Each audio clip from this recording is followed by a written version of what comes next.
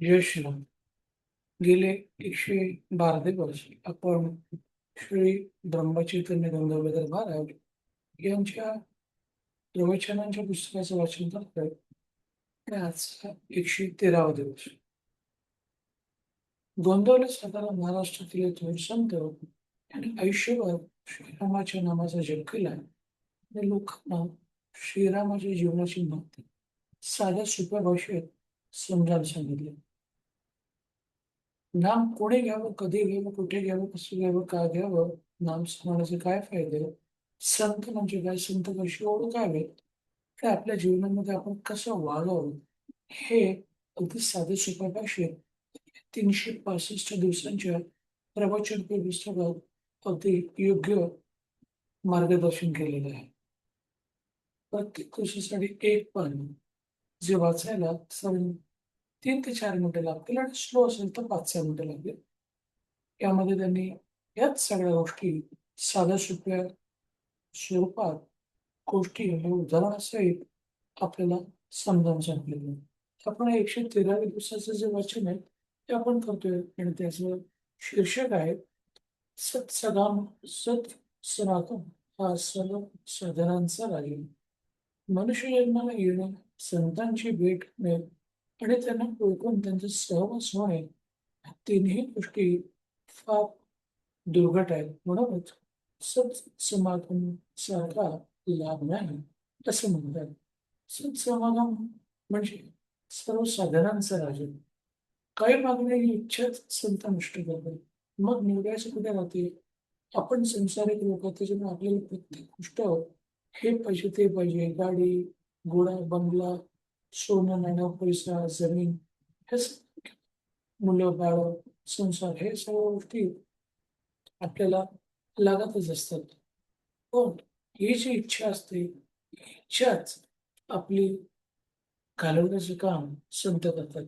खरे संत करतात. संत म्हणणे व्यावहारिक गोष्ट काही सुखाचे नसते. एखाद्या सान्निध्यशील आणि सदाचारी माणसाच्या अंगावर तेज असते.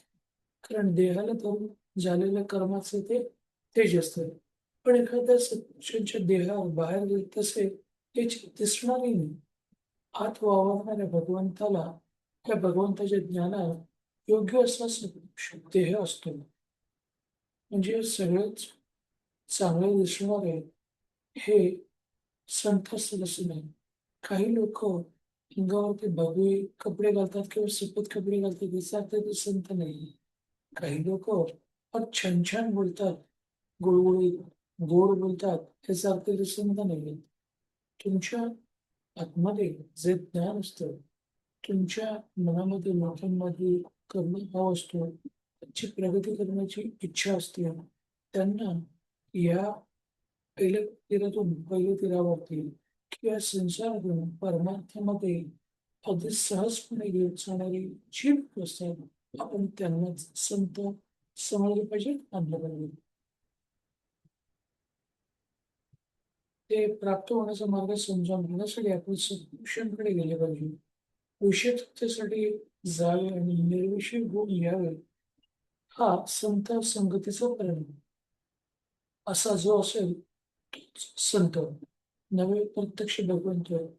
आपण संसारातल्या गोष्टी मागण्याची इच्छा केल्यानंतर त्या संतांनी ती इच्छा नष्ट करून परमार्थिक मार्ग म्हणजे देवाचं नामस्मरण करणं, चांगल्या गोष्टींचा विचार करणं, लोकांना मदत करणं, आपल्या मनामध्ये काम, क्रोध, लोभ, मद, मोहम्मद जे शेड्यूल असतात त्यांचा नायनाट करून किंवा त्यांचे धाक कमी आपल्या मनामध्ये चांगले विचार आणण्याचे काम हेच संतांचं खरं काम असतं.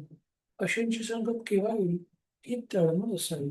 संत आपल्याला सत्य स्वरूपाची ओळख करून देतात. सत्पुरुषाने आखून दिलेल्या मार्गाने काया वाचाने काया वाचा मनाने जे कर्म केले जाते ते पौरुष सोडून.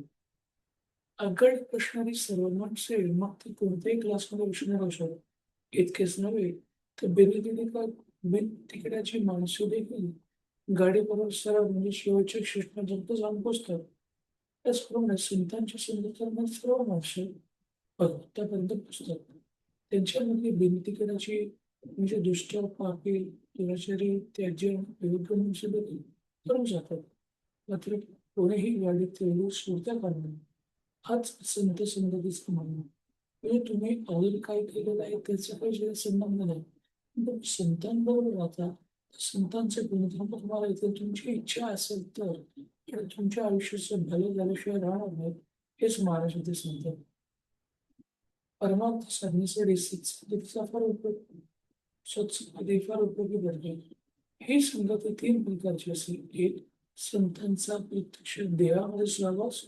दोन, संतांनी सांगितलेल्या मंत्रांचा सहवास. आणि तीन, संतांच्या विचारांची संगत. संगतीचा परिणाम नकळत होतो म्हणून सत्संगती धरावी. आपण ज्या करता जन्माला आलो ते कारण फक्त संतच नव्हे. प्रत्येकाला आपण माहित असलं पाहिजे की आपण काय उपयोगाला होते आलो.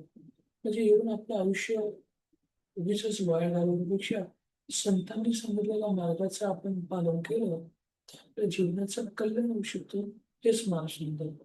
म्हणून त्यांना शरण जावे. संत स्वतः समाधान ते देतात. हे त्यांचे आपल्यावर केवढे उपकार आहे शेवटचे वाक्य.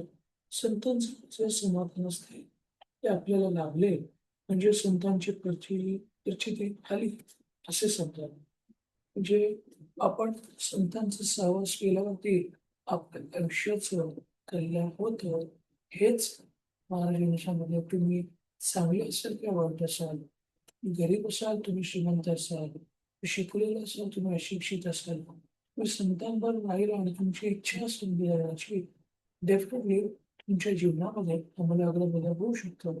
हेच आपण या 113व्या दिवसाच्या प्रवचनाच्या वाचन सांगतो. आता आपण 11व्या श्रीरामाच्या नावाचा जप करू. श्रीराम श्रीराम श्रीराम श्रीराम श्रीराम श्रीराम श्रीराम श्रीराम श्रीराम श्रीराम श्रीराम श्रीराम श्रीराम श्रीराम श्रीराम. धन्यवाद. हे 113व्या दिवसाचं प्रवचनाचं जे वाचन झालं त्याचे तुम्ही श्रवण केल्याबद्दल तुमचा असाच आनंदाचा सुखाचा परिपूर्ण झाला हेच त्या श्रीरामच्या इच्छा व्यक्त करतो आणि ते स्थान करतो. जय श्रीराम. जय श्रीराम. जय श्रीराम. जय श्रीराम. जय श्रीराम. जय